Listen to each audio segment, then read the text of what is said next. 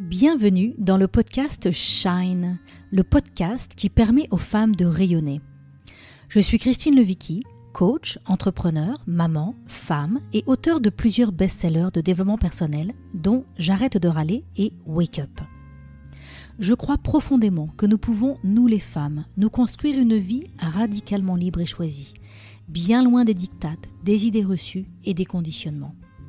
À travers les différents épisodes de ce podcast, je souhaite te permettre de rayonner dans ta carrière ou ton business, de rayonner dans ta famille, de rayonner dans ta sexualité et finalement de rayonner dans toute ta vie. Si tu as des questions, des envies ou des recommandations, rejoins-moi sur mon compte Instagram, Christine Levicki, pour échanger. Dans quelques instants, tu vas pouvoir accéder à cette conversation passionnante que j'ai pu avoir avec mon invité. Mais avant de commencer, je voudrais t'annoncer que les inscriptions sont ouvertes pour la prochaine session de mon programme La Voix d'Athéna. La Voix d'Athéna, c'est un accompagnement en 12 modules pour te retrouver et te remettre au centre de ta vie. Pour faire la paix avec ton corps et découvrir pourquoi il est urgent que tu apprennes à honorer tes envies. Pour faire la paix avec ton sexe et découvrir les trésors de la sexualité. Et surtout, et enfin, pour activer tes super pouvoirs féminins et commencer à vivre ta légende personnelle sans retenue ni délai. La Voix d'Athéna, c'est le programme pour les femmes qui veulent arrêter de se sacrifier et reconnecter avec ce qui les fait vibrer. Je propose ce programme une fois par an. Alors si ça t'intéresse, je t'invite à aller visiter mon site christinelevicki.com et à réserver ta place. On commence très bientôt.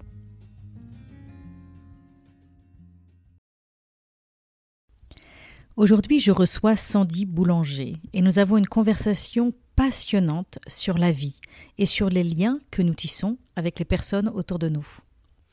Sandy est sexothérapeute, relaxologue, somatothérapeute. Elle est la cofondatrice de 15février.com, une plateforme pour relancer, entretenir ou approfondir sa relation de couple. Elle est l'autrice du roman « Remets ton slip en place », paru en juillet 2021. Un des mottos de Sandy est « être bien dans son slip pour être bien dans ses pompes ». Sandy intervient en milieu hospitalier, en maternité, cancérologie, soins palliatifs, gériatrie. Passionnée par les relations humaines et le bien vivre ensemble, elle intervient dans l'ONG Sapiens auprès de jeunes qui veulent changer le monde. Elle anime des conférences sur la sexualité pour les personnes vivant avec des maladies chroniques, des jeunes avec un spectre autistique Asperger. Sandy aime parler de sexe et elle aime aussi parler du deuil. C'est un point commun que nous avons et que je suis curieuse d'explorer avec elle aujourd'hui.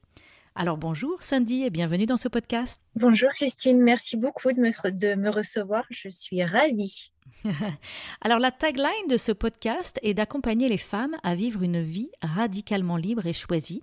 Et j'ai voulu t'inviter à mon micro car j'ai l'impression que tu es à ta manière une merveilleuse incarnation de cette liberté, de cet épanouissement. Et j'espère vraiment que ton message et ton partage pourra aujourd'hui inspirer nos auditrices. Alors pour commencer, est-ce que tu peux nous parler du changement de trajectoire professionnelle que tu as choisi de faire il y a quelques années? Tu as quitté les chiffres et la pub pour le monde du développement personnel. Donc je suis curieuse de savoir comment as-tu su qu'il fallait changer et qu'est-ce qui t'a donné le courage de faire ce grand tournant? Oui, alors je voulais être médecin quand je suis arrivée au lycée, mais j'étais très mauvaise en physique alors que je pouvais être bonne en mathématiques et en biologie. Et bien sûr, on m'a tout de suite cassé les ailes en me disant que c'était pas du tout pour moi, qu'il fallait que j'abandonne parce que je n'étais pas bonne en physique. Donc j'ai renoncé, j'ai pris les chemins de l'économie, j'ai fait une maîtrise d'économie statistique. Et en sortant de l'école, enfin de l'université, je ne savais pas trop quoi faire et j'ai eu la chance de rencontrer un homme extraordinaire qui s'appelle Étienne Curtil, qui travaillait chez Havas et qui m'a offert mon premier job dans la pub sur les achats d'espaces publicitaires. Et en fait, c'était assez en raccord avec moi. C'était un monde assez joyeux, de rencontres, festif, de créativité. Donc ça, c'est vrai que c'était plutôt pas mal. Et puis, je suis devenue maman assez jeune, j'avais 25 ans, et ma fille a eu des problèmes de santé. Et j'avoue que là, mon monde a basculé. Je crois que la terre s'est ouverte sous mes pieds. et tout de suite, la question du sens de ma vie m'a explosé au visage. Je me disais, mais à quoi bon tout ça en fait? Je me lève le matin, je dépose ma fille à la crèche, je vais travailler, je cours pour aller la chercher avant la fermeture. Tout ça me paraissait vraiment très, très, très futile. Et c'est dans ces moments-là, en fait, que j'ai pris le temps. Voilà, j'ai profité d'un licenciement économique qui était très bien. J'ai pris le temps vraiment de me recentrer, de me poser des questions. Une fois que la peur de maladie et de recherche était un peu derrière, je me suis rendu compte que j'étais à l'aise à l'hôpital. J'étais pas du tout gênée par l'endroit. C'est quand même une expérience de vie assez difficile, l'hôpital. Déjà, c'est un lieu de souffrance. On y va parce qu'on n'est pas bien. Et c'est vrai que je me suis dit que c'était là qu'il fallait que j'aille. J'avais besoin d'être en lien, en fait, de communiquer avec mon bébé qui n'allait pas bien. Et je ne savais pas quoi faire. Et ça, pour moi, le pas savoir quoi faire, c'est quelque chose d'assez déroutant. Donc, très naturellement, en fait, j'ai repris le chemin de l'école, de la formation. Dans cette impuissance, j'ai eu besoin, en fait, d'apporter de la détente. Je pense que c'était à moi d'abord que j'avais besoin de ça. Et c'est vrai que la relaxation était assez géniale pour ça. C'est tout un tas d'outils, de méthodes. Moi, j'aime bien la variété parce que je trouve qu'on est tous différents. Donc, j'ai commencé comme ça et je ne me suis jamais arrêtée de me former. Mm. Et donc, tu avais ce rêve de devenir médecin. Tu n'es pas devenu médecin, mais en fait, ce que tu avais vraiment, vraiment envie, ce que tu as honoré là dans cette reconversion professionnelle, c'est ton désir d'être auprès des personnes qui sont malades, qui sont à l'hôpital. Tu avais vraiment envie, tu sentais que tu as honoré cet appel, en fait, qui t'attendait de la vie, qui t'attendait dans les couloirs de l'hôpital, c'est ça? Mais complètement, sous une autre forme. J'ai pas envie de penser que c'est moins prestigieux, pas du tout, parce que j'ai la chance de mesurer aujourd'hui à quel point nos disciplines sont complémentaires. Moi, effectivement, j'interviens pas en chirurgie, mais je pense que j'apporte ma pierre à l'édifice et je peux changer des vies comme un médecin de façon très différente. Mm, mm. C'est intéressant parce que c'est vrai qu'il y a beaucoup de personnes qui cherchent qui sentent qu'elles ont besoin de faire évoluer leur carrière, qui sentent aussi que peut-être et peut-être que certaines de nos auditrices vont se reconnaître là-dedans, dans cette idée que leur travail n'a pas assez de sens. Et il y a toujours cette peur du vide, en fait. C'est si je quitte mon travail, où est-ce que je vais? Il y a cette idée de si je sors de cette case, dans quelle autre case je vais me mettre? Et puis, cette peur de se tromper, de ne pas faire le bon choix, de changer de métier, mais de se retrouver à nouveau dans un métier qui nous ennuie. Qu'est-ce qui t'a aidé, toi, pour vraiment toucher du doigt ce que tu voulais vraiment? Je pense que j'ai suivi un espèce de fil d'Ariane, en fait. Je me suis vraiment demandé qu'est-ce qui me plaisait dans le milieu de la pub. Bien sûr, je n'étais pas forcément épanouie et ça n'avait pas de sens quand j'ai eu une épreuve très difficile. Mais finalement, il y avait quand même des points positifs. Il y a toujours des points positifs. Je pense que je suis une chercheuse de points positifs. Les points positifs, c'était d'être en relation, de créer des liens, que ce soit avec mes collègues, avec mes partenaires, avec mes clients, et de comprendre. Et là, en fait, je me suis dit, ben, en fait, c'est ça qui me passionne, c'est de comprendre l'autre et de développer et d'entretenir une relation qui soit épanouissante, où chacun a quelque chose à gagner et qui du coup est toujours exponentielle finalement, ça ne s'arrête jamais. Donc je suis partie de ce constat-là, que c'était ça en fait qui me motivait, qui m'intéressait le plus. Et logiquement, je suis allée après dans le soin et la psychologie. J'ai toujours aimé beaucoup comprendre, poser des questions. Donc, je me suis lancée, pas sans peur, hein, bien sûr, mais en fait, je n'ai pas peur de l'échec. Je crois que si ça n'avait pas été la relaxation qui me convenait, je serais partie faire autre chose, mais ce sont des étapes essentielles qui m'auraient permis de rencontrer d'autres choses, d'apprendre peut-être un autre chemin. Donc, assez tôt, en fait, je me suis rendu compte qu'il n'y avait jamais rien de perdu et le seul risque que je prenais, c'est de me rapetissir petit à petit, de devenir aigrie, pas joyeuse. Et moi, ma joie, c'est quelque chose que j'entretiens souvent, donc j'y fais attention. C'est pas grave de rater, c'est pas Mm. grave. Ce qui était important, ce que j'entends pour toi, c'est ce qui était important, c'était de te sentir en chemin, sans forcément t'inquiéter de est-ce que c'est le bon ou est-ce que c'est le mauvais, mais en tout cas de te sentir en chemin et non pas dans une impasse. Exactement. D'avoir toujours des possibles, en fait. Mm. C'est quelque chose d'important. Et si c'était pas cette option-là, bah, j'en aurais trouvé une autre, en fait. C'est pas une perte de temps et les risques, ça se calcule, pardon. Qu'est-ce que je risque, en fait? Alors, si c'est financier, bien sûr, il faut avoir une sécurité en dessous, un filet. Après, si c'est pour mon ego, c'est rien du tout, ça. Je peux rediriger après ma barque différemment. Mm. Mais je crois que Mm. la sécurité financière est quand même toujours importante. Et Après, comment tu as pu gérer ça, toi? je pense en diminuant déjà mon niveau de vie. Voilà, j'avais mon mari aussi qui travaillait, donc on a tous les deux beaucoup réfléchi là-dessus. Et effectivement, quand tu as des envies de changement comme ça, tu te rends compte que tu consommes des choses dont tu as peut-être plus besoin, ou tu peux un certain nombre de temps renoncer à d'autres choses. Et tu es porté par ce projet de changement. Donc finalement, tu acceptes cette différence de vie et au final, bah, ça s'est pas vraiment senti non plus, hein. Ça n'a été que quelques années, le temps de me reformer et de relancer mes activités. Donc, Mhm. je n'en ai pas souffert.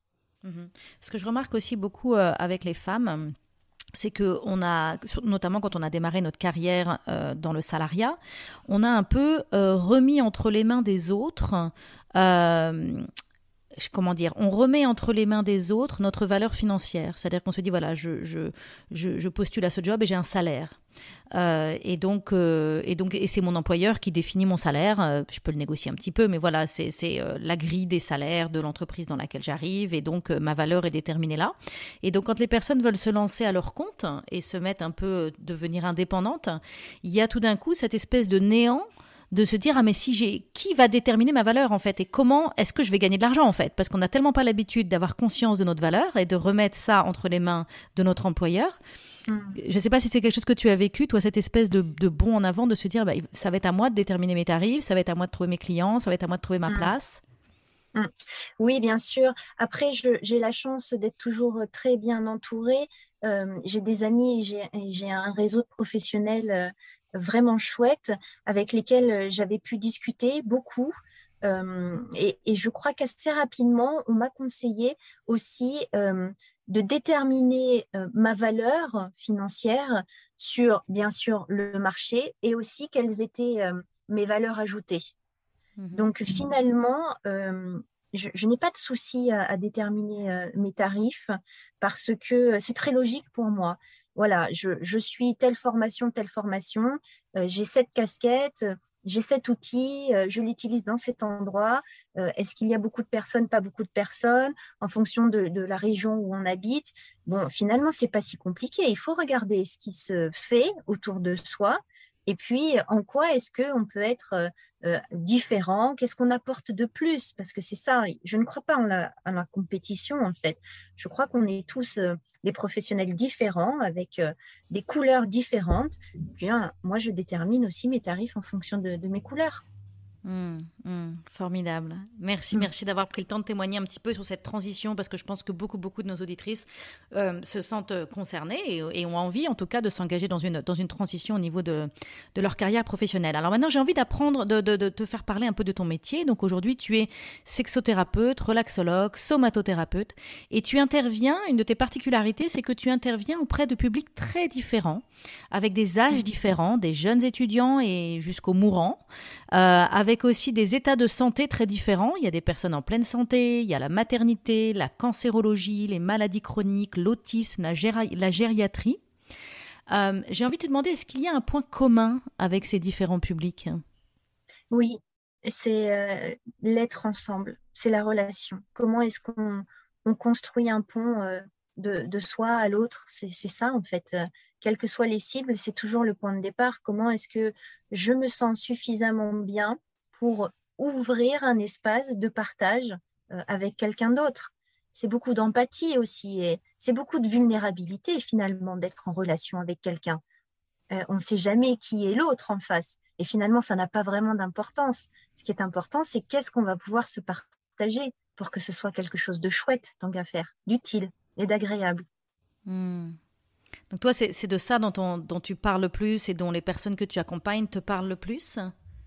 Oui, beaucoup. Et puis avec la somatothérapie, il y a une approche aussi très corporelle, très tactile. Ça tombe bien, j'ai grandi dans le sud-est de la France, je suis très méditerranéenne. Donc c'est vrai que pour moi, le contact physique est quelque chose d'important. Et dans mon métier, c'est une passerelle aussi. Même si on a du mal à être touché, quand on partage des choses difficiles de soi, je crois que d'avoir une main qui se pose sur notre main, c'est qu'il y a déjà quelque chose d'énorme, d'extraordinaire et qui est très réconfortant. Donc finalement, on peut toujours se rencontrer. Moi, je suis une passionnée de la relation et de la rencontre. Il y a un livre que j'aime beaucoup de Charles Pépin qui s'appelle La rencontre. Et c'est vrai qu'il en parle très bien, c'est un philosophe. Ce qui est important pour moi, c'est qu'on se rencontre, quelles que soient nos personnalités et pourquoi on est là, mais il y a toujours une façon d'être ensemble que j'aime beaucoup, que ça soit momentané, juste quelques minutes ou pour une longue durée, je trouve ça fascinant. Mhm. Mhm. Oui, c'est fascinant. Et c'est vrai que quand on pense à aller à la rencontre de quelqu'un, euh, on peut, dans la société dans laquelle on vit aujourd'hui, se projeter rapidement dans une conversation. Je vais aller à la rencontre et je vais lui parler, ou je vais le faire parler et je vais l'écouter. C'est beaucoup j'écoute et je parle.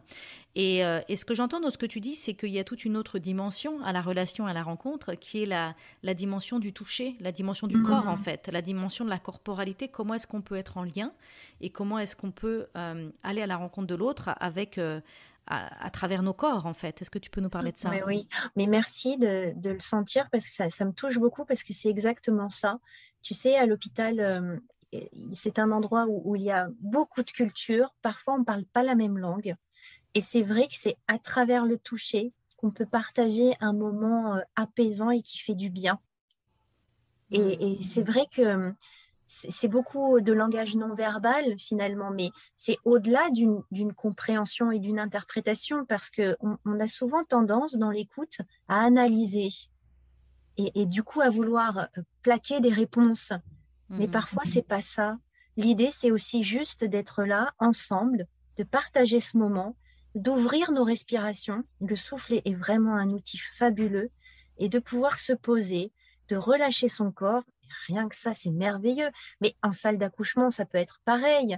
Je veux dire, c'est une présence. C'est ce que font maintenant aussi beaucoup de pères. Ils sont juste là, mais ils sont déjà là. Moi, j'aime bien leur dire, mais vous êtes un phare dans la tempête. Vous n'avez rien à faire. D'être là, c'est déjà énorme. Bon, ben Mhm. voilà, il y a des moments dans la vie où être pleinement là, c'est déjà beaucoup et ça fait du bien. Mhm. Mhm. Et en même temps, je remarque que souvent, c'est pas si simple de rentrer en lien avec l'autre à travers le toucher ou à travers nos corps, en fait, parce qu'on a beaucoup de réticence ou de résistance, où on n'est pas habitué, en fait, d'être pleinement présent à soi et pleinement présent à l'autre dans notre corporalité. Ça te parle, ça? Oui, beaucoup, on en parle en PNL, tu sais, dans le pré-contact ou le plein contact, de déterminer comme ça ton champ de sécurité qui est très varié d'une personne à l'autre. Ça peut être de quelques centimètres à des fois 1 mètre pour te sentir en sécurité. Mais je pense que je suis quelqu'un qui a une grande candeur. J'ai un regard assez, oui, assez candide, assez naïf, avec un sourire assez détendu. Je me sens très au clair, moi, où je suis. Donc finalement, il y a pas d'ambiguïté dans ce lien-là. Et je peux aller doucement dans la rencontre avec l'autre. Et je crois que ça passe d'abord beaucoup aussi par le regard. Un regard qui est fuyant, c'est déjà une information où il faut y aller en douceur. Il y a beaucoup d'insécurité. Euh, et puis voilà, on va tisser comme ça une relation petit à petit, déjà avec les yeux. Et après, effectivement, ça se rapproche et puis des fois, ben, on se touche pas, mais il y a quand même quelque chose de très beau qui s'est ouvert. Mhm. parce que je le porte aussi à l'intérieur de moi. Donc, c'est déjà un espace que j'offre. Après, on vient s'asseoir sur mon banc ou pas, mais il est déjà là. C'est intéressant de se dire que pour aller à la rencontre de l'autre, il faut d'abord qu'on crée l'espace en soi pour cette Oui, rencontre, hein, d'avoir cet oui. espace en nous pour ensuite pouvoir aller accueillir l'autre. Mais on ne peut pas accueillir l'autre dans notre vie si on n'a pas cet espace en nous pour cet accueil. Oui, et puis ça demande une qualité de centrage. Je travaille aussi dans mon cabinet parfois avec des adolescents psychotiques, notamment sur de la schizophrénie. Et, euh, et je me rends compte que c'est un moment où j'ai besoin d'être moi pleinement centrée. Mhm, Si jamais je commence à sentir de l'inconfort ou de la peur, ça se sent immédiatement. Alors, mhm, c'est un travail vraiment très riche parce que si quelque chose peut venir chez moi, je vais le dire tout de suite. mhm, Et tout est dans notre relation. Je n'ai rien à masquer. Je n'ai pas à mettre de côté ou à nier. Mais c'est dans cette franchise que, en fait, la rencontre se fait. Et comme mhm, moi, je suis sincère et honnête, du coup, l'autre peut l'être aussi en mhm, me disant ce qui se passe pour lui dans sa tête, dans son corps. Mais le lien réparateur, c'est ça en fait. On ne va pas solutionner une maladie comme ça psychiatrique, mais le lien que l'on offre à ce moment-là, ça c'est réparateur parce qu'il est possible, même quelques minutes. Enfin, c'est énorme. mhm, mhm. Et alors, ce qui m'évoque aussi, c'est que c'est vrai que quand on est dans les couloirs d'un hôpital, enfin moi en tout cas, si je visite un hôpital, hein, c'est en général pour aller visiter quelqu'un qui est malade. Et il y a beaucoup de souffrance. Il y a la souffrance de la personne, il y a la souffrance de la voir en souffrance, il y a la culpabilité que nous, on est en santé.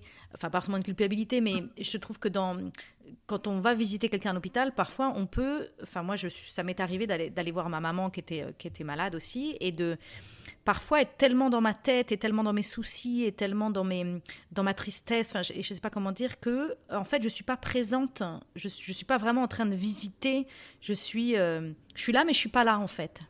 Hmm, hmm. C'est Euh, vrai, tu as raison. C'est difficile d'être debout quand quelqu'un qu'on aime est allongé. voilà, Parce voilà. qu'on a besoin de faire aussi, tu vois. Ça crée de l'agitation dans notre cœur, dans notre mental. Donc, c'est pour ça que c'est bien aussi de pouvoir accompagner les proches à l'hôpital, quelle que soit la raison de leur passage, parce qu'on a besoin de faire et de leur montrer aussi que c'est facile finalement d'être en lien, que effectivement la personne qui est là allongée, elle souffre, elle va pas bien, et aussi c'est possible d'avoir un bon moment. Et là aussi, je vais créer cet espace de joie, de plus de légèreté, d'une communication différente, parce qu'il n'y a pas d'enjeu, je suis une étrangère. Et en même Mm, temps, c'est là. Et puis, je vais partager des choses à faire. Si vous voulez, vous pouvez faire ça, comme ça. On peut faire un massage des mains ensemble. Tu vois, je les implique aussi là-dedans. C'est une mhm, autre façon d'être et ça peut ouvrir effectivement beaucoup plus d'accessibilité. mhm, mhm.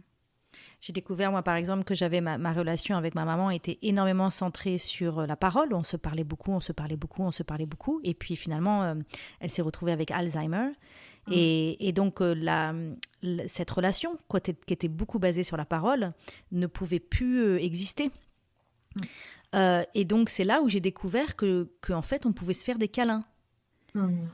Et qu'en fait, je pouvais la prendre dans les bras et que je pouvais être en lien avec elle à travers mon corps sans être nécessairement à travers ma tête. Enfin, j'étais à travers mon cœur, à travers tout mon être, mais pas intellectuellement. Mm. Et ça, j'ai trouvé que c'était intéressant et notamment de voir à quel point j'ai dû oser euh, entrer dans cet espace, d'être en lien avec l'autre, avec une personne que j'aime, à travers le câlin, à travers la tendresse, à travers le toucher.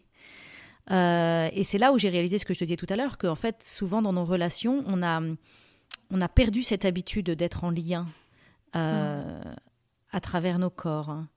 Et j'avais envie C'est, du c'est coup, vas-y, je t'écoute. Oui, c'est beau ce que tu dis parce que c'est tout à fait ça. C'est que quand on perd l'habitude qui nous liait, en fait, on ne sait plus trop comment faire. On est déstabilisé, en fait, on n'a plus de repères. Et ce que tu as fait, c'est très fort. C'est que c'est comme si tu étais vierge. C'est toujours, tu vois, c'est toujours ta maman et en même temps, tu développes une autre façon d'être ensemble. Mhm. Ça t'empêche pas d'en avoir de la tristesse, mais en même temps, tu as quand même du lien. Mhm. Donc, ça vaut le coup. Oui, ça vaut le coup. Mhm. Donc j'avais envie de parler parce que donc tu es aussi formée en tant que sexothérapeute, hein, et j'avais envie que tu nous parles de ta vision de la sexualité. Pourquoi la sexualité c'est important selon toi, pour tout le monde qui nous écoute et toutes les personnes qui sont malades, qui sont à l'hôpital, quel que soit leur âge, quel que soit leur état de santé. Euh, Quelle est la place de la sexualité dans nos vies et pourquoi c'est important selon toi? Tu sais, je suis allée me former en sexologie justement pour travailler en cancérologie et encore plus en soins palliatifs. J'ai été énormément surprise d'avoir des gens en soins palliatifs et après en fin de vie qui me parlaient de sexualité. Mais en fait, ils me parlaient d'intimité. Et moi, je ne savais pas quoi répondre. Et ça a été vraiment un chemin extraordinaire que de découvrir ce que c'était que l'intimité. L'érotisme, c'est un niveau supérieur encore parce qu'il y mêle bien sûr du coup la sexualité, mais c'est pas forcément les zones génitales. Pour moi, en fait, la sexualité, c'est une façon d'être en lien avec une personne privilégiée ou quelques personnes, mais que tu ne partages avec personne d'autre. Ce qui me semble être important, c'est pas obligé que ce soit dans une forme de norme. Chacun a sa façon d'être intime. D'ailleurs, j'aime beaucoup cette approche en termes de fonction érotique. C'est-à-dire que tu n'as pas forcément des troubles sexuels, bien sûr, tu as des difficultés physiologiques, tu peux avoir des difficultés psychologiques, mais c'est assez rare. Mais je crois surtout que on a tous un monde érotique personnel dont on n'a aucune idée. Donc, on ne va pas aller développer cette partie-là de soi. Et en fait, l'autre qui est avec nous, qui nous rencontre, a aussi son monde érotique. Et l'idée, c'est de connaître son monde pour pouvoir le partager avec l'autre. Et ce qui est génial, c'est que ça n'a pas de fin finalement. Tu ne peux pas t'ennuyer. Voilà, avec les années, le corps change. Ben, avec les années, le monde érotique, lui aussi, il se modifie, il s'enrichit, il se diversifie. C'est quelque chose d'extraordinaire et c'est un lien que tu n'as pas avec les autres. Enfin, c'est une communication sacrée, en fait. C'est très beau. Alors, Mhm. il y a des personnes qui vont bien sûr renoncer à une sexualité physique, surtout de zone génitale, mais qui vont le vivre très différemment dans la complicité, les activités qu'ils vont pouvoir faire juste à deux, parfois à travers les arts, la culture. Mais c'est une transcendance, en fait. C'est quelque chose qui nous dépasse et c'est un lien très intime. Donc, oui, je crois que ça nous habite toute notre vie. C'est un peu dommage de se dire que non, on ne sent pas si on n'en a pas besoin. Je sais pas, c'est comme si on s'empêchait de penser à respirer quelque part. Et c'est vrai qu'en soins palliatifs, beaucoup de gens m'en parlaient finalement. C'est quelque chose qui revenait, des regrets et de ne pas avoir été plus en lien, de ne pas avoir assez exprimé de l'amour. Et c'est triste, c'est douloureux parce que quand on meurt, bah, en fait, c'est une libération du cœur. Il n'y a que l'amour qui reste. On n'emporte rien d'autre. Alors, Mhm. quand on a son cœur un peu lourd comme ça, parce que un peu desséché, c'est dommage.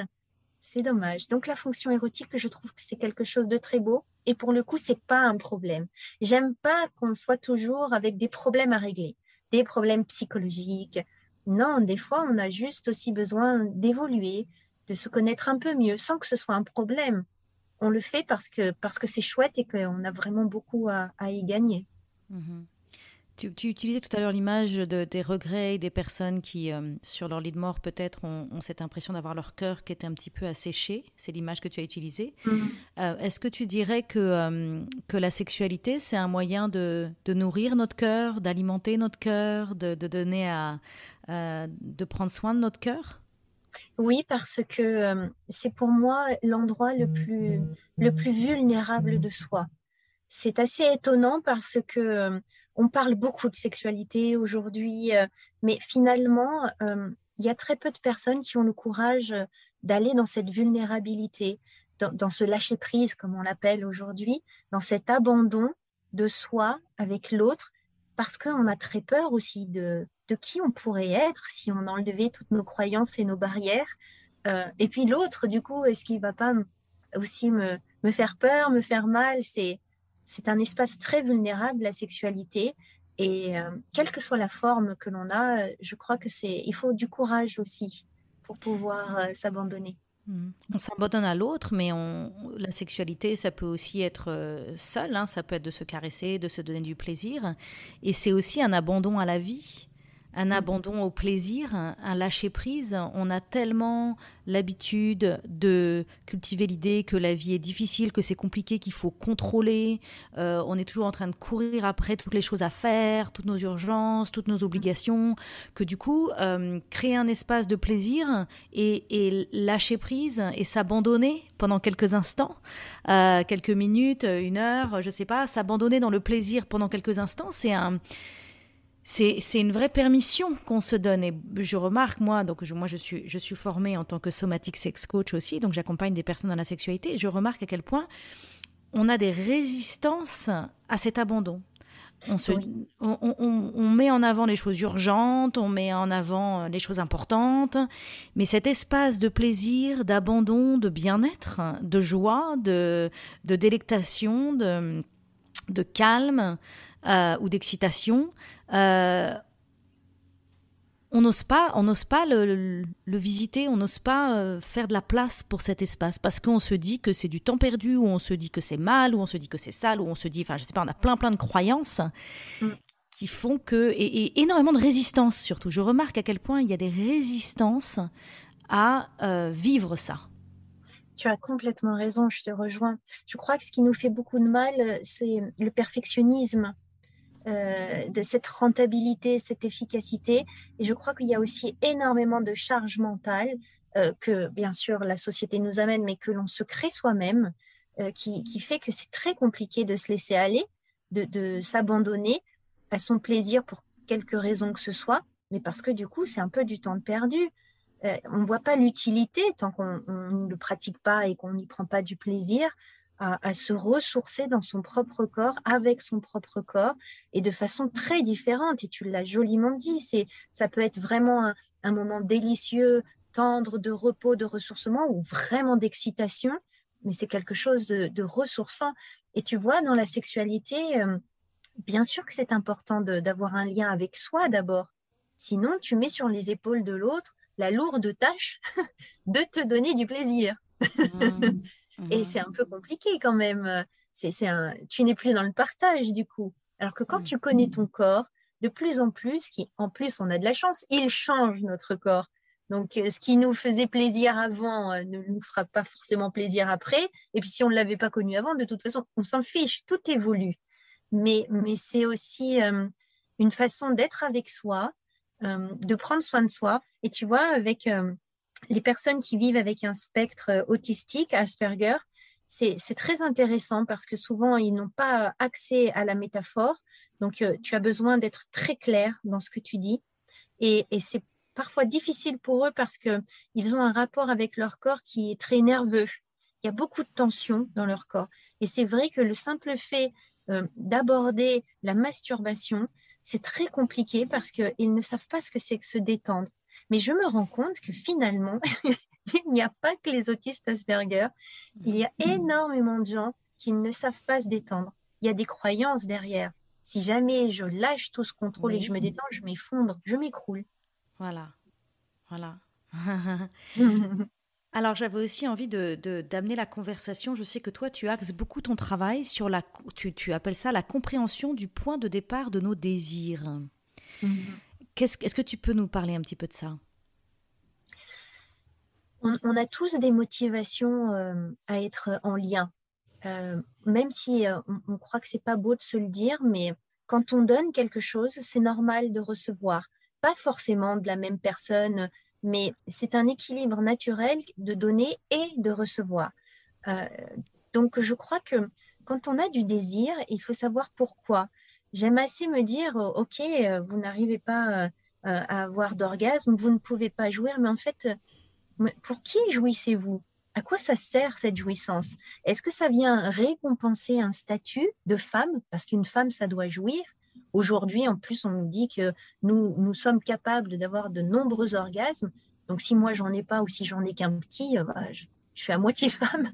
Donc, cette question de pourquoi j'ai du désir, c'est intéressant et ça rejoint ce que tu disais tout à l'heure sur cette autorisation à se laisser aller, à se faire du bien déjà soi-même. C'est quelque chose de fort. Des fois, on fait l'amour aussi pour faire plaisir à l'autre. Mais du coup, c'est pas ça son désir. Ça peut être un peu plaisant, mais on n'a pas envie d'y retourner dans ces cas-là. Et puis l'autre est seul. Ou alors on va se masturber parce qu'on va se dire, bah voilà, on me dit qu'il faut que je me masturbe avec tous ces sextoys, ces trucs, donc je le fais. Mais quel est l'intérêt en fait si c'est juste obéir à des normes, Donc en fait, ça n'a ce pas que de j'entends sens. dans ce que tu dis, c'est qu'on cherche le plaisir, mais on ne fait pas de place pour nos désirs, on est déconnecté de nos désirs. Exactement. Des fois, on est un peu comme ça à se conformer à ce qu'on entend et on se dit, moi aussi, je vais être comme tout le monde, donc je le fais. Mais ça part pas d'un endroit de joie en soi. La sexualité, c'est la joie finalement. Ce n'est pas compliqué. C'est complexe, mais on la complique. Et déjà, de soi à soi, on se la complique alors que c'est une énergie vraiment de joie, de ressourcement, c'est beau. Et pourtant, c'est tellement compliqué. Et toi aussi, tu dois l'entendre. Hein. Oh, Mhm, c'est dommage. Et en même temps, c'est un chemin. C'est pas grave. C'est pas mhm, figé. mhm. Et moi, ce que je remarque, c'est que beaucoup de personnes ne s- n'ont jamais appris ou n'ont jamais pris le temps ou ne savent pas qu'est-ce que ça veut dire de rentrer en lien avec leurs désirs. C'est vrai. Et parce C'est vrai. parce que le désir, c'est très intérieur, c'est très intime, le désir. Le plaisir, c'est quelque chose qui est plus... c'est un résultat, c'est un... tu vois ce que je veux dire? Le désir, Mm. c'est un appel intérieur. Qu'est-ce que je veux? Qu'est-ce que je ressens? Vers quoi j'ai envie d'aller? Qu'est-ce qui m'attire? C'est très énergétique, le désir. C'est une relation à la vie où on cherche à connecter. Euh, euh, où suis-je et où ai-je envie d'aller? Alors, je parle du désir sexuel, mais aussi du désir de quels sont mes désirs pour ma vie, quels sont mes désirs profonds pour ma vie. Donc ça comprend mes désirs sexuels, mais ça comprend aussi mes désirs au sein de ma famille, dans ma maison, comment je veux occuper mon temps, comment je veux être en relation avec les autres. C'est très intérieur. Et en fait, on met tellement l'attention sur l'extérieur. Qu'est-ce qu'on attend de moi? Est-ce que je suis à la hauteur? Est-ce que je suis aimée? Enfin, on a tellement l'attention à l'extérieur de nous que moi j'accompagne beaucoup de femmes. J'ai un programme qui s'appelle La Voix d'Athéna où j'accompagne les femmes à activer leur super pouvoir féminin et on travaille sur cette reconnexion avec le désir. Et beaucoup de femmes me disent mais moi je ne sais pas, je ne ressens pas, mon désir. Y a rien, c'est blanc. Ouais. Euh, et moi, ce que j'ai compris par rapport à ça, c'est que c'est parce que c'est un instrument qu'on n'a pas appris à utiliser. On n'a pas, parce que pour moi, notre désir, c'est une expérience corporelle, c'est un ressenti. C'est pas intellectuel votre désir. C'est un, c'est un appel de votre être. C'est un appel de notre. Ça te parle quand je dis ça, cette idée que Oui. le désir, c'est quelque chose de corporel? Oui, complètement. Et c'est vrai que je te rejoins tout à fait dans tout ce que tu dis. Et tu vois, moi, j'aime bien souvent me dire que le désir, en fait, c'est comme un feu de bois. Et c'est avant tout le désir de vivre, c'est la façon d'être au monde. Et puis, au-dessus de ce feu de bois, tu as une marmite qui est la marmite de l'excitation. Et au-dessus de cette marmite, tu as tout un cocktail qui va venir pouvoir faire un délicieux mélange, une bonne soupe qui fait partie effectivement des fantasmes, de toutes tes pensées érotiques, de tout l'amour que tu peux avoir. Et plus tu as d'ingrédients, eh bien, plus tu vas faire un bon cocktail. Mais la base, c'est ce feu. Tu Mhm. as besoin de ce feu de vivre. Et effectivement, avant d'aller juste dans du désir sexuel, tu dois nourrir ton feu avec du petit bois. C'est toutes ces petites joies du quotidien qui peuvent nous animer, qui nous font plaisir. Aimer peut-être boire un thé, tu vois, toutes ces petites choses. Et des fois dans la vie, tu as des gens qui n'ont que de l'excitation et Oui. un peu d'ingrédients à mettre dedans. Des fois, tu as des gens qui ont un petit feu, mais pas d'excitation. Par contre, ils ont des ingrédients, mais tu as besoin de ces trois-là pour s'aligner. Et des Hmm. fois, ok, on va consommer de la sexualité. J'ai juste une marmite d'excitation. J'ai beaucoup de fantasmes à mettre dedans. bon, ok, j'ai de la sympathie, j'ai pas trop d'amour, et ça marche quand même, c'est ok, mais c'est pas ça qui va nourrir ton être. Donc, de temps en temps, c'est vrai que c'est bien de ramener ces trois éléments-là. Et c'est ça, le désir sexuel, c'est un désir d'être en vie. Comment je prends ma place dans le monde. Oui, exactement. Et c'est pour ça que je suis aujourd'hui passionnée à cette idée d'accompagner notamment les femmes, parce que je me sens appelée vis-à-vis de cette population, d'accompagner les femmes à faire la paix avec leur corps pour qu'elles puissent ressentir leurs désirs. Parce que c'est très compliqué, je trouve que c'est très compliqué de connecter à ses désirs quand on est quand on est dans une relation conflictuelle avec notre corporalité. Parce que pour moi, il y a un lien direct entre ma capacité à ressentir mon désir. Bah pour moi, c'est voilà, on ressent le désir. Et donc, si je suis, moi, je vois beaucoup de femmes. Hein, l'image que j'utilise, je dis, elles vivent à quelques centimètres de leur corps. Et c'était mon cas avant. Je vivais à quelques centimètres de mon corps avant. Pourquoi est-ce que je vivais à quelques centimètres de mon corps? Parce que c'est compliqué d'être dans le corps d'une femme. Parce que le corps d'une femme a été tellement objectifié. On nous a tellement dit, il faut qu'on ressemble à ci, à ça, et surtout pas à ci, et surtout à ça. Il y a tellement d'injonctions sur le corps de la femme que du coup, quand on est une femme, on a constamment cette impression, enfin en tout cas moi c'était mon cas, j'avais constamment cette impression d'être trop ou pas assez. D'accord, trop ceci ou pas assez cela. Et donc je m'étais réfugiée dans ma tête et je m'étais dit je vais faire carrière, je vais prendre des bonnes décisions, je vais être intelligente. Mais donc du coup, et c'était super, ça m'a beaucoup aidé, j'ai activé toute cette dimension de mon être, que j'appelle d'ailleurs la dimension masculine, hein, quand on fait référence au yin-yang chinois, c'est toute ma dimension masculine. Mais je me suis détachée de ma dimension féminine qui est mon corps. D'accord. Les hommes aussi ont une dimension féminine et c'est leur corps. Je me suis détachée, j'ai perdu le lien avec ma corporalité. Et donc, je vis à quelques centimètres de mon corps. Sauf que c'est très compliqué de ressentir quels sont les désirs que j'ai pour moi-même sexuellement, mais pour ma vie. Quels sont mes désirs pour ma vie? Qu'est-ce que je veux? Beaucoup de gens que j'accompagne me disent, Christine, je me suis perdue. Je me suis tellement occupée des autres, je me suis tellement occupée de ma famille, de ma maison, de mes enfants, de mes voisins, de tout le monde. J'ai tellement mis mon attention à l'extérieur de moi que je me suis perdue, je ne sais plus ce que je veux, je ne suis plus capable de ressentir mes désirs en fait, pour moi-même, donc sexuellement encore une fois, mais pour ma vie. Et donc pour moi, il y a vraiment un lien entre faire un retour à soi, arrêter de mettre l'attention à l'extérieur de soi, faire un retour à soi et notamment faire un retour à sa corporalité. Être en paix et être bien dans sa peau. Mais vraiment de manière littérale.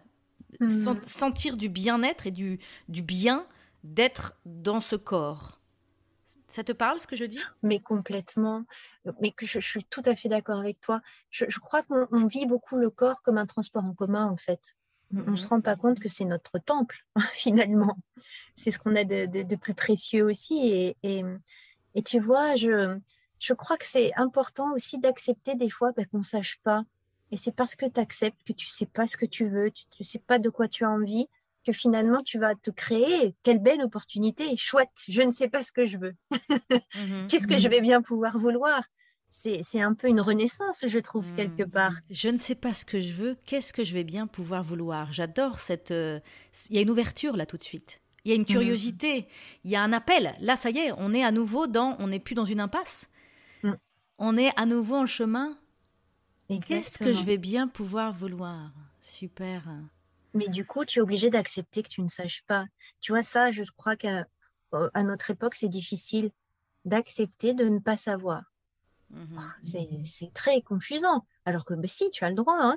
Au contraire, chouette, tu as beaucoup de choses à construire. Puis tu vois bien, quand tu commences à regarder, à travailler, à revenir dans ton corps, finalement, tu avais des choses déjà en place. Tu avais déjà des désirs, des choses, mais tu ne savais pas que c'était ça. Ah, j'ai encore plein de questions à te poser. Alors, une que j'avais quand même envie d'aborder, parce que c'est un point commun qu'on a toutes les deux. Je vois que tu t'intéresses à deux gros sujets tabous qui sont la sexualité et la mort. Et je voudrais savoir pourquoi, selon toi, quel est le lien que tu vois? Pourquoi, selon toi, cet intérêt pour la sexualité et la mort? C'est très simple. J'ai la chance d'avoir accompagné beaucoup, beaucoup, beaucoup de personnes en fin de vie, c'est-à-dire que j'étais là pour leur dernier souffle. C'est un moment d'intimité extraordinaire, vraiment, qui est triste, bien sûr, parce que la mort, c'est toujours triste, mais qui est aussi bouleversant d'humanité, c'est-à-dire que quand quelqu'un arrête de respirer avec moi, souvent dans mes bras, parce que je prends les gens dans mes bras, je me dis, moi, je continue de respirer. Oh, mais qu'est-ce que je vais en faire de ce souffle? C'est extraordinaire. Et qu'est-ce qui se passe à la fin de la vie pour que ça soit fluide? C'est cet apprentissage à dire oui. Et je crois que la sexualité, c'est pareil. C'est cette capacité à dire oui, à ouvrir ton cœur, où plus rien n'a d'importance. Il y a un moment où c'est moi, je jouis de mon corps, parce que la jouissance, c'est de son corps. Et aussi, ben, je jouis de la jouissance de l'autre. C'est quelque chose d'extraordinaire. Même toute seule, on peut se procurer aussi ce plaisir où on ne sait plus trop combien de temps ça dure, parce que plus rien n'a d'importance. C'est se dire oui. Et je crois qu'à cet endroit-là, c'est exactement ça. Hmm.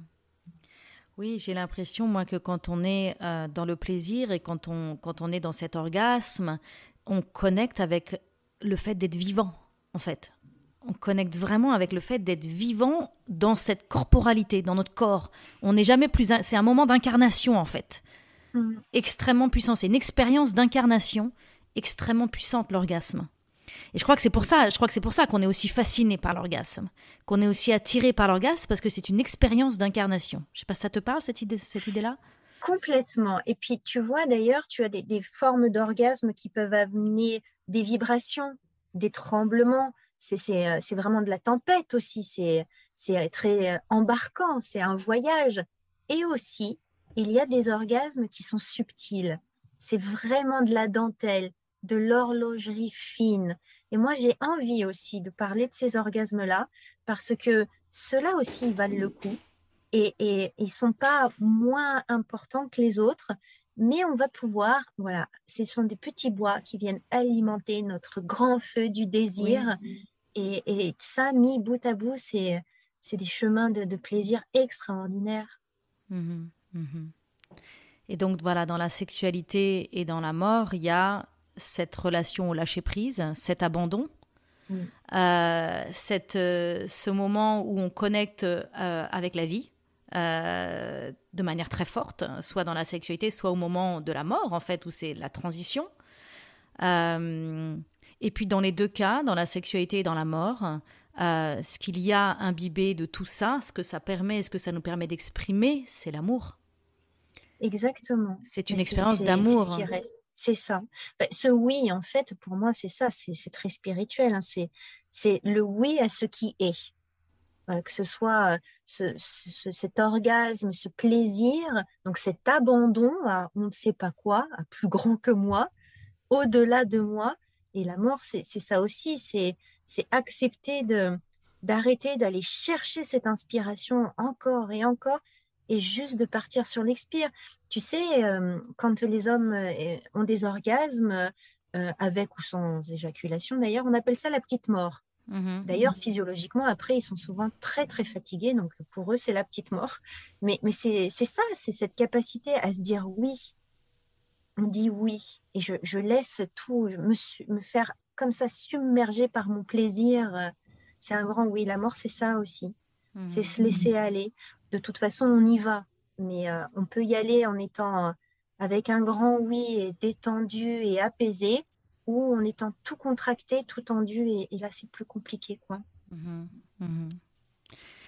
Ah, alors il y a une chose, on est vraiment en train de plus avoir beaucoup de temps, mais il y a une chose qui me semblait important d'en parler aujourd'hui parce que je trouve que ta situation et ton expérience est tout à fait adaptée pour en parler. J'ai écouté un podcast la semaine dernière, ça s'appelle The Daily et c'est un podcast du New York Times, c'est en anglais. Et c'était un podcast qui était enregistré et c'était le travail de Maggie Jones qui était représenté dans ce podcast The Daily. Et elle nous parlait de la vie sexuelle des personnes de plus de 70 ans, et notamment des personnes dans les maisons de retraite, ou dans les hôpitaux, ou en gériatrie, ou les personnes qui ont Alzheimer. Et en fait, on a un peu cette croyance ou cette idée que quand on est vieux, il n'y a plus de sexualité. Et donc Maggie Jones disait, mais absolument pas, en fait, les personnes de plus de 70 ans, les personnes qui ont Alzheimer, les personnes qui sont en maison de retraite, ont encore la possibilité et le désir d'exprimer cette dimension de leur être. Et donc elle parlait de l'importance que les hôpitaux et que les maisons de retraite et que les lieux d'accueil de ces personnes-là, que le personnel puisse être formé pour permettre et pour soutenir l'expression de la vie sexuelle des hommes et des femmes qui vivent dans le lieu. Donc, par exemple, il peut y avoir Madame Machin qui tombe amoureuse de Monsieur Machin. Alors, peut-être il y avait de la situation de peut-être qu'ils sont veufs et veuves, peut-être que leurs conjoints sont décédés, mais il y avait aussi même le scénario d'une personne qui a Alzheimer, qui a un conjoint qui n'a pas du tout Alzheimer et qui vient lui rendre visite régulièrement, mais pourtant, cette personne qui a Alzheimer tombe amoureuse de quelqu'un d'autre qui a Alzheimer, et puis ils ont une romance, et peut-être qu'ils ont même éventuellement quelque chose de sexuel qui se passe en eux. Est-ce que c'est mal? Est-ce qu'il faut l'empêcher? Est-ce qu'il faut le permettre? Je trouvais ça très intéressant. Il y avait aussi le fait, peut-être éventuellement, une personne qui est dans une maison de retraite a un vibrateur ou des sex toys, et peut-être que le personnel, s'il rentre dans la chambre alors que cet objet est en train d'être utilisé, d'être formé, de savoir refermer la porte, permettre cet espace et cette expression sexuelle, alors que sociétalement, on a un peu cette croyance que non, non, on n'a pas de représentation en fait, on a fermé la porte à la sexualité de ces personnes-là. Oui, oui, complètement, c'est tabou parce que ça nous renvoie à nos propres croyances sur la sexualité. Mais finalement, en parlant de formation, ce sont des choses très simples. C'est simplement se dire que ça fait partie de la vie. Effectivement, il peut y avoir des choses de mise en place, comme de mettre un ruban sur la poignée de la porte. Mais des fois, la sexualité, même des personnes âgées, elle n'est pas programmée comme ça. Donc, bien sûr qu'il y a aussi de la masturbation.